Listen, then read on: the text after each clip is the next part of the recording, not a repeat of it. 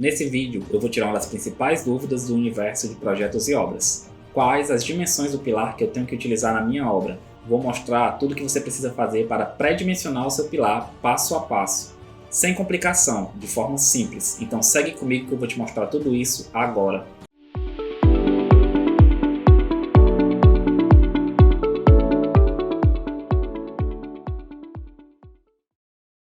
E aí galera, beleza? Nesse vídeo eu vou ensinar vocês como pré-dimensionar um pilar, de forma simples e fácil. Mas se você quer que eu continue trazendo conteúdos como esse aqui para o canal, se inscreve e deixa o seu like.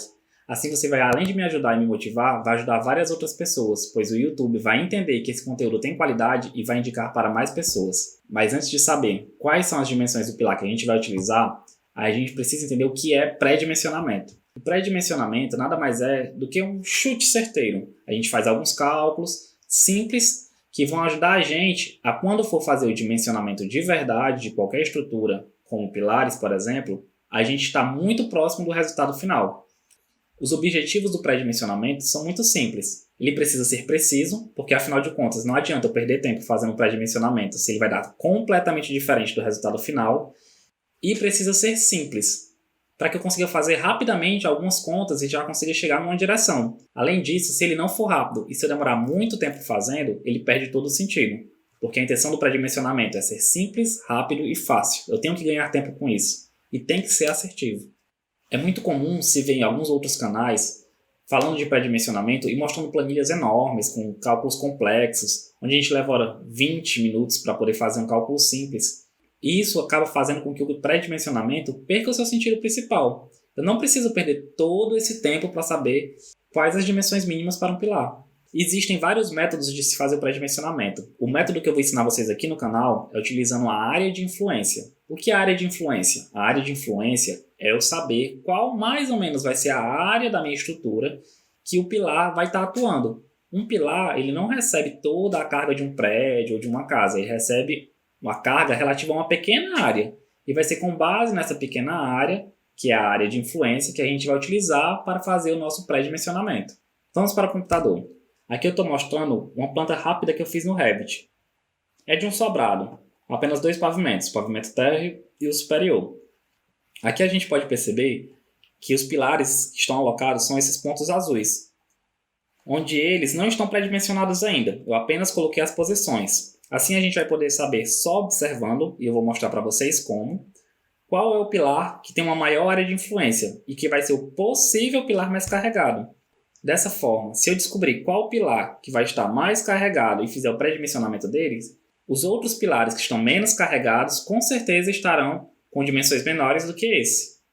A ideia aqui é que a gente pegue um pilar e tente padronizar o tamanho dele para todos. Isso vai fazer com que a gente ganhe mais tempo durante o nosso processo de pré-dimensionamento. Assim, basta que eu pré-dimensione um pilar. Para que a gente comece o pré-dimensionamento, a gente vai seguir como base a NBR 6118, que é a norma brasileira responsável por direcionar e normatizar todas as regras, todas as formas de cálculo para construções em concreto armado de forma geral. E lá ela já vai dizendo as dimensões mínimas que os pilares devem ter.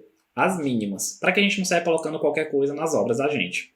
Por exemplo, a dimensão mínima que um pilar deve ter é de 14 centímetros, um dos lados. Menos do que isso a norma não permite, então a gente já pode utilizar isso como base. Outra coisa que a norma fala é que a seção mínima de um pilar, a área dele cortada do retângulo ou do quadrado, deve ter 360 centímetros quadrados. Então, para que eu possa saber qual é a outra dimensão mínima do pilar, é muito simples. Basta que eu pegue 360 e divida por 14. Se a gente fizer essa conta, a gente vai perceber que a outra dimensão é de 26 centímetros. Dessa forma, sabemos que o menor pilar que podemos utilizar na nossa obra é de 14 por 26. Pronto, voltando para a tela do computador, agora a gente vai entender se o nosso pilar mais carregado atende essas condições mínimas ou qual é a seção que ele vai precisar. Aqui na tela a gente vai perceber que nós temos alguns pilares de canto, pilares centrais e pilares de extremidade.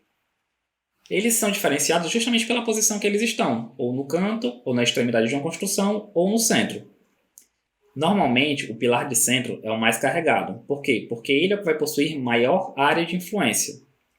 O pilar de canto, se a gente desenhar a área de influência dele rapidamente, a gente vai perceber que a área dele é de apenas 1/4 da área do pilar central. Apenas esse trecho aqui demarcado.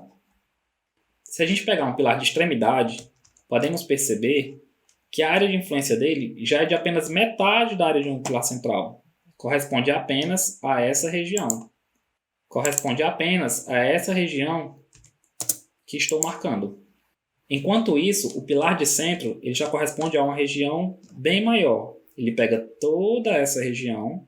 Se eu pegar do centro dessas vigas, ele vai pegar toda essa região, na qual podemos observar que é a maior área de influência.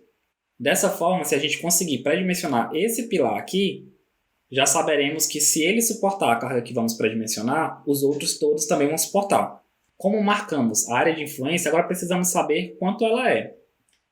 Aqui a gente está vendo que todas as nossas paredes têm 4 metros, então metade delas é 2 metros. Se eu pegar 2 metros desse lado, mais 2 metros desse, mais 4 metros dessa linha, a gente vai perceber que se a gente multiplicar 4 por 4, nós temos 16 metros quadrados de área de influência para esse pilar.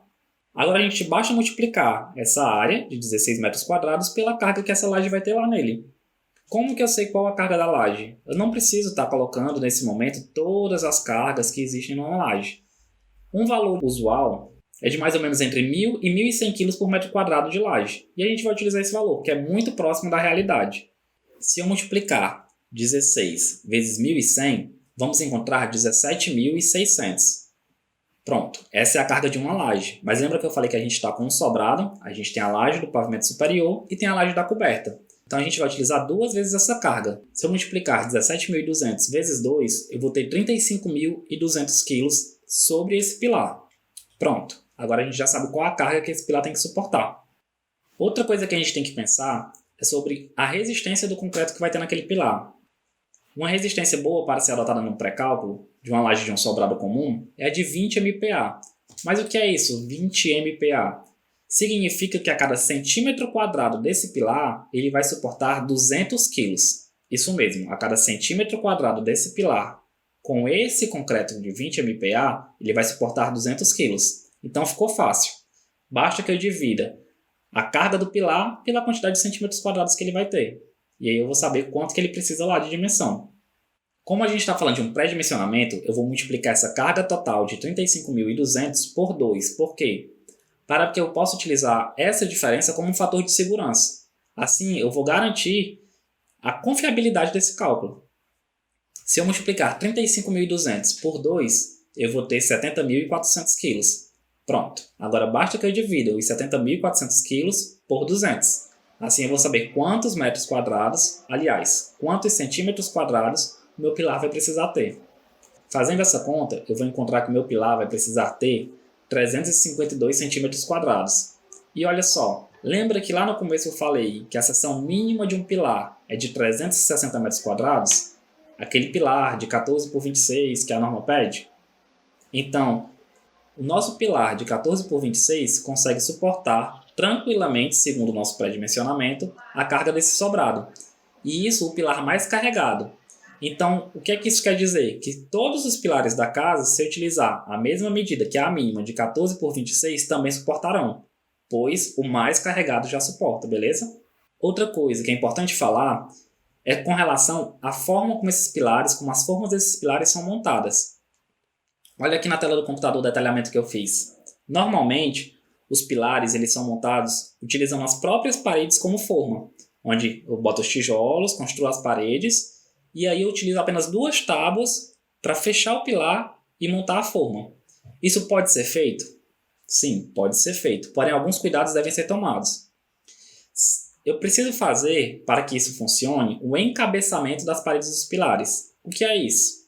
Como tem aqui na figura, o encabeçamento é justamente colocar um pouco de argamassa de reboco na ponta dos tijolos, onde vai servir de forma para os pilares. Nessa região aqui, entre onde o pilar vai ficar dentro. Por quê? Porque se eu não fizer o encabeçamento das paredes, o concreto vai entrar pelos furos do tijolo. Isso vai gerar bolhas no concreto e vai acabar diminuindo a resistência dele. Por isso é muito importante colocar essa camada de argamassa entre os tijolos e o pilar. Outro motivo é porque essa argamassa ela é um pouco mais flexível do que o concreto do pilar. Isso vai permitir que, com o tempo, com as mudanças de temperatura, as pequenas variações de dimensão entre o pilar e as paredes evitem rachaduras nas paredes, o que vai dar mais qualidade à sua obra. Então é isso, descobrimos como fazer o pré-dimensionamento correto de um pilar. Agora, se você tem mais alguma dúvida com relação a esse assunto que foi falado aqui no vídeo, ou sobre qualquer outro assunto desse universo de projetos e obras, deixa aqui nos comentários. Aproveita e deixa também alguma sugestão de vídeo sobre alguma outra coisa que você quer que eu fale. Eu vou ler todos os comentários e responder todos eles, beleza? E para você que ficou até aqui, não esquece de deixar a sua inscrição e o seu like, isso vai me ajudar muito. Valeu!